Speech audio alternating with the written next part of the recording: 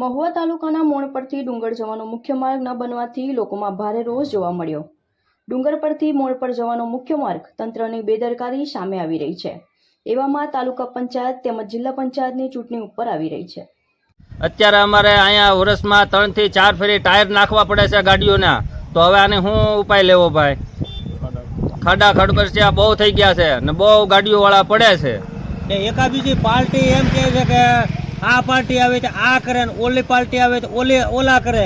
એટલે ભાઈ આમાં એ બધી પાર્ટીની વચ્ચે પબ્લિક મરે છે। બીજું કાંઈ અમે એવી નમ્ર અપીલ કરીએ છીએ કે તત્કાળમાં આ રોડ એકદમ રિપેરિંગ કરે કે અથવા સારો કરે। આના 4-5 વર્ષ થઈ ગયા છે હિંમતભાઈ, શું કેવું છે? બરોબર છે એમ ને અહીંયા મારે કાલે જ તે જો અહીંયા આંકવામાં એક્સિડન્ટ થયું, 108 ગાડી બોલાવી ને બિચારાના એક હાથ ભાંગી ગયો। બોલો અહીંયા અમારા વાળા। મારું નામ બારિયા મનસુખભાઈ, દીવ મેરેજ ન્યૂઝમાંથી મહુવા। આજ આપણી યારે મોણપર ગામના મોહનભાઈ જોડાયેલા છે। એમની જોડે આપણે આવનારી અત્યારની તાલુકા પંચાયત અને જિલ્લા પંચાયત વિશે આપણે એમને પૂછીએ। મોહનભાઈ, તમારું ગામ કયું? મોણપર।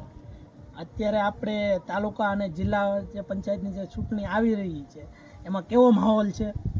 માહોલ બહુ સારો છે, પણ હવે માહોલમાં શું છે, આ રોડમાં કોઈ આપણે કહીએનો જવાબ કોઈ નહીં આપતો। રોડ બાબતથી ગમે ના કહીએ ભાઈ રોડ થાય કે એ કાંઈ કહેતા જ નહીં કોઈ।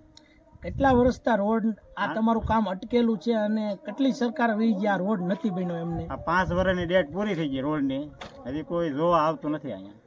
અમે બહુ હેરાન થાય, ગાડી પલટી મારી જાય એવો રોડ થઈ ગયો। અત્યારે હાલ તાલુકા પંચાયત અને જિલ્લા પંચાયતની ચૂંટણી આવી છે, તો એમાં તમે રોડ રસ્તા બાબતેનું તમારું શું પ્લાનિંગ છે? રસ્તો કરે તો સારું, રોડ બનાવે સારું, અત્યારે પબ્લિકને હાલવામાં તકલીફ છે મોટે પાયે। હું મનસુખભાઈ બારિયા, મહુવા રિપોર્ટર, દીવ મેરેજમાંથી।